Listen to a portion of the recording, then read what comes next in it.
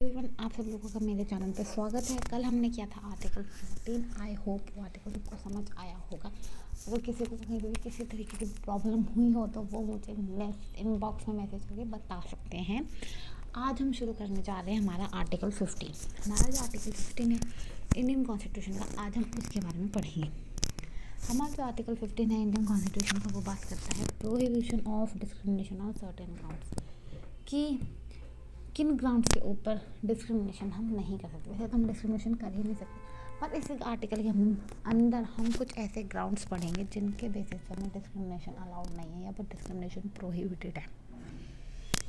तो चलिए अब हम शुरू करते हैं हमारा आर्टिकल 15। हमारा आर्टिकल 15 का जो सब क्लॉज 1 है वो ये बोलता है, यहाँ पे बोला गया कि जो स्टेट है वो कभी भी डिस्क्रिमिनेशन नहीं करेगा किसी भी सिटीजन के साथ religion, race, caste, sex, place of birth पे।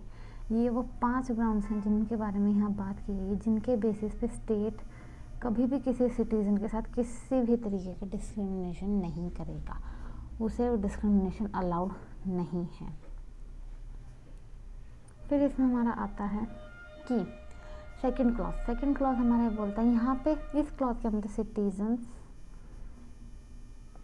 प्लस स्टेट दोनों की बात की गई है, और दोनों को ये बोला गया है कि चाहे वो सिटीजन हो चाहे वो स्टेट हो, वो religion, race, caste, sex, place of birth के बेसिस पे किसी के साथ भी किसी भी तरीके का डिस्क्रिमिनेशन नहीं करेगा। शॉप्स वगैरह, जो पब्लिक रेस्टोरेंट्स होते हैं, होटल्स होते हैं, ऐसे प्लेसेस जहाँ पे पब्लिक एंटरटेनमेंट होते हैं जैसे सिनेमाज वगैरह, वहाँ पे भी उन्हें जाने से कोई नहीं रोकेगा। जो वेल्स होते हैं, टैंक्स होते हैं, बाथिंग घाट्स होते हैं, रोड्स होते हैं, इन सब चीज़ों का यूज़ करने से भी हम उन्हें नहीं रोकेंगे। जहाँ के जो चीज़ें स्टेट ने फंड्स करके बनवाई हैं, जैसे कि चाहे वो थोड़ा फंड यूज़ हुआ हो या सारा का सारा पैसा स्टेट ने लगा के बनवाई हो वो चीज़, और वो चीज़ बनी ही इसलिए कि पब्लिक उसे यूज़ कर सके, तो वहाँ पे किसी भी तरीके का डिस्क्रिमिनेशन अलाउड नहीं है। फिर इसमें हमारा थर्ड क्लॉज आता है। इसका जो थर्ड क्लॉज है, यहाँ पे स्टेट को परमिशन दी गई है कि वो कुछ ऐसे स्पेशल प्रोविजंस बना सकती है वुमेन्स और चिल्ड्रंस के लिए जो डिस्क्रिमिनेटरी है, पर वो जो डिस्क्रिमिनेशन है वो पॉजिटिव वे में डिस्क्रिमिनेशन होना चाहिए। कि ऐसे प्रोविजंस बनाए तो गए हैं जो डिस्क्रिमिनेटरी हैं, पर वो वुमेन्स और चिल्ड्रंस के वेलफेयर पर्पस से बनाए गए हैं, तो वहाँ पे वो जो डिस्क्रिमिनेशन होगा वो डिस्क्रिमिनेशन हम वैलिड मानेंगे। तो जैसे कि हमने पढ़ा आर्टिकल 15 के सब क्लॉज 3 तक, तो जो ये तीनों क्लॉजेज मैं सोचती हूँ कि आप लोगों को अच्छे से समझ आ गए होंगे। आर्टिकल 30 में मैं एग्जांपल से बता देती हूँ कि सीट कैसे डिस्क्रिमिनेटरी हो सकता है। जैसे कि पार्लियामेंट में वुमेंस के लिए सीट रिजर्व कर रखी हैं, तो यहाँ पे हम ये नहीं बोलेंगे कि डिस्क्रिमिनेशन है। यहाँ पे डिस्क्रिमिनेशन नहीं किया गया, यहाँ पे उन लोगों के लिए इसलिए सीट रिजर्व की गई है कि जिससे कि उनका डेवलपमेंट वगैरह हो सके, ठीक है। तो इस चीज़ को हम डिस्क्रिमिनेशन नहीं बोलेंगे। अब हम आर्टिकल 15 का सब क्लॉज 4 पढ़ेंगे। आर्टिकल 15 का सब क्लॉज 4 करने से पहले हम देख लेते हैं कि वो ऐसे कौन कौन से ग्राउंड्स हैं जिनके बेसिस पे हमारे साथ डिस्क्रिमिनेशन नहीं किया जा सकता। पहला हमारा आता है रिलीजन, फिर हमारा आता है रेस, फिर कास्ट, फिर सेक्स, फिर प्लेस ऑफ बर्थ। अब जैसे कि मैंने 15 के 3 में बताया था कि हमारा आर्टिकल 15 का 3 जो है वो मेनली ये बात करता है कि हम वुमेंस के लिए और चिल्ड्रंस के लिए स्पेशल प्रोविजंस वगैरह बना सकते हैं। अगर हम उन्हें प्रोटेक्ट करने के लिए और इक्वालिटी प्रोवाइड कराने के लिए ऐसे प्रोविजंस बना रहे हैं, तो वो प्रोविजंस वैलिड माने जाएंगे। अब इसमें हमारा केस आता है Yusuf versus state of Bombay वाला। इस केस में क्या होता है, इस केस में सेक्शन 497 ऑफ IPC को चैलेंज किया जाता है। ये जो हमारा सेक्शन है 497 ऑफ IPC, ये अडल्ट्री के बारे में बात करता है। इस सेक्शन में बोला गया था कि जो वुमेन थे उन्हें अडल्ट्री के लिए पनिश नहीं किया जाएगा। तो इस बात को कोर्ट में उठाते हुए ये बोला गया कि ये जो प्रोविज़न है ये डिस्क्रिमिनेटरी है। तो सुप्रीम कोर्ट ने यहाँ पे ये हैंडल किया कि वुमेन्स की जो कंडीशंस रह चुकी है सोसाइटी में, उस चीज़ को हटाते हुए ये जो आर्टिकल 497 है, ये एक तरीके से प्रोटेक्शन दिया गया है वुमेन्स को, जो हमारे आर्टिकल 15 के सब क्लॉज 3 में लाया करता है। तो ये किसी भी तरीके का डिस्क्रिमिनेटरी नहीं है, ये किसी भी लॉ या किसी भी आर्टिकल को वॉयलेट नहीं करता है। ये यहाँ पे एक तरीके से प्रोटेक्शन दी गई थी वुमेन्स को सोसाइटी के अंदर। अब हम बात करते हैं आर्टिकल 15 के सब क्लॉज 4 की। आर्टिकल 15 का सब क्लॉज 4 जो है वो एडवांसमेंट ऑफ बैकवर्ड क्लासेस की बात करते हैं कि हमें जो बैकवर्ड क्लासेस होते हैं उनके लिए भी स्पेशल प्रोविजंस वगैरह बनाने चाहिए। हमारा जो सब क्लॉज 4 है वो फर्स्ट कॉन्स्टिट्यूशनल अमेंडमेंट के अंदर ऐड हुआ था। इसमें हम एक केस कर लेते हैं, state of Madras versus Champakam Dorai Raj. इस केस में क्या होता है कि जो मद्रास गवर्नमेंट थी उन्होंने एक एक्ट पास किया था। उस एक्ट में ये था कि जितने भी स्टेट की मेडिकल कॉलेजेस हैं वो रिजर्वेशन देंगी बैकवर्ड क्लासेस को। पर इस एक्ट को सुप्रीम कोर्ट में कोर्ट के सामने चैलेंज किया गया। तो सुप्रीम कोर्ट ने यहाँ पे ये हेल्ड किया कि आप रिलीजन और कास्ट के बेसिस पे कभी भी रिजर्वेशंस नहीं देंगे। अगर आप ऐसी रिजर्वेशंस देते हैं तो हम उन रिजर्वेशंस को वैलिड डिक्लेयर नहीं करेंगे, वो रिजर्वेशंस हमारी वैलिड नहीं होंगी। तो ये अभी हमने केस किया था। अब हम ये समझते हैं कि हमारा आर्टिकल 15 का सब क्लॉज 4 क्या बात करता है।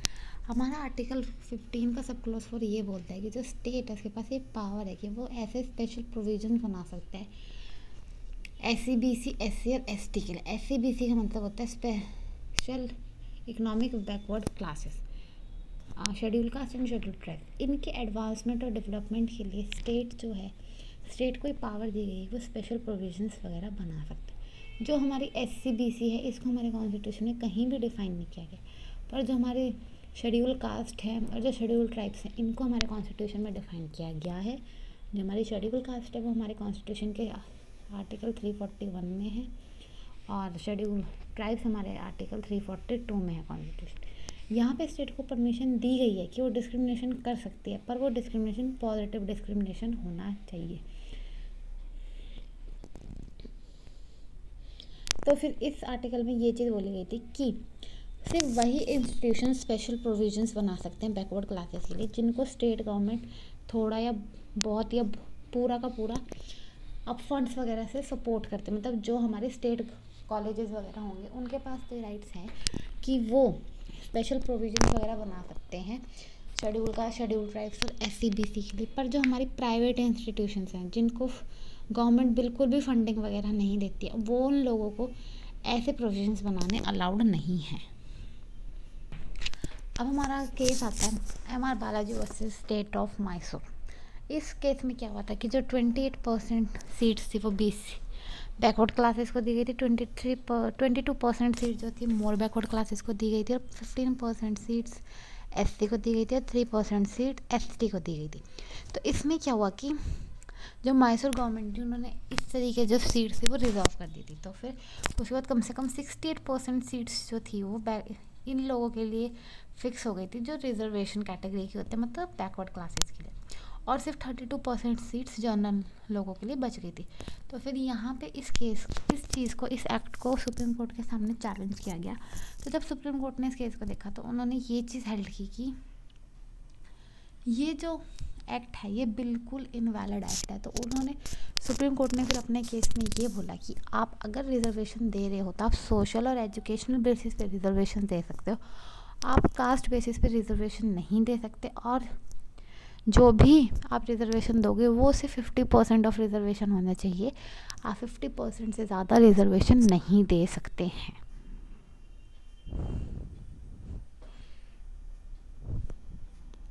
सो मेनली इस केस में इस एक्ट को बिल्कुल इनवैलिड डिक्लेयर कर दिया था हमारे सुप्रीम कोर्ट ने। सुप्रीम कोर्ट ने ये भी बात बोली थी कि जिस टाइम पे आप रिजर्वेशंस दे रहे हो, आप रिजर्वेशंस देते इस टाइम ये भी देखोगे कि आपके उस रिजर्वेशन की वजह से सोसाइटी को तो कोई प्रॉब्लम नहीं आ रही है कि आप बैकवर्ड क्लासेस को तो दुनिया भर का रिजर्वेशंस दे दो, पर जनरल कैटेगरीज पे आप ध्यान ही ना दो और उन लोगों के साथ किसी तरह का डिस्क्रिमिनेशन हो रहा हो, तो वो चीज़ भी वैलिड नहीं है। अगर आप कोई पॉजिटिव डिस्क्रिमिनेशन कर रहे हो तो पॉजिटिव डिस्क्रिमिनेशन करते टाइम आपको सोसाइटी का भी ध्यान रखना होगा। तो ये हमारा केस के फैक्ट्स थे। अब हमारा आता है आर्टिकल 15 का सब क्लॉज 5। आर्टिकल 15 का सब क्लॉज 5 हमारा 93rd कॉन्स्टिट्यूशनल अमेंडमेंट में ऐड हुआ था। इस सेक्शन में ये चीज़ बोली गई थी कि अब जो हमारे प्राइवेट इंस्टीट्यूशंस हैं वो भी रिजर्वेशन कर सकते हैं सोशली एजुकेशनली बैकवर्ड क्लासेस के लिए, शेड्यूल कास्ट और शेड्यूल ट्राइब्स के लिए। अब हमारे आर्टिकल 15 के 4 और 15 के 5 में यही डिफरेंस है कि 15 के 4 में सिर्फ वो लोग रिजर्वेशंस कर सकते थे इंस्टीट्यूशंस जो स्टेट फंडिंग करती हो, पर हमारे 15 के 5 में ये परमिशन दे दी गई कि अब प्राइवेट इंस्टीट्यूशंस भी इन लोगों के लिए रिजर्वेशंस वगैरह कर सकते हैं। सो मेरी स्लाइड शेयर यहीं ख़त्म होती है। आई होप आपको आर्टिकल 15 समझ में आया होगा। जो भी मैंने केसेस वगैरह डिस्कस किए वो भी आपको समझ में आए होंगे। फिर भी अगर आपको कहीं पे किसी भी तरीके की प्रॉब्लम होती है तो आप मैसेज कर सकते हैं। और अब मेरी वीडियो अगर समझ में आई हो, ठीक लगी हो, तो लाइक शेयर एंड सब्सक्राइब भी करना। So thank you.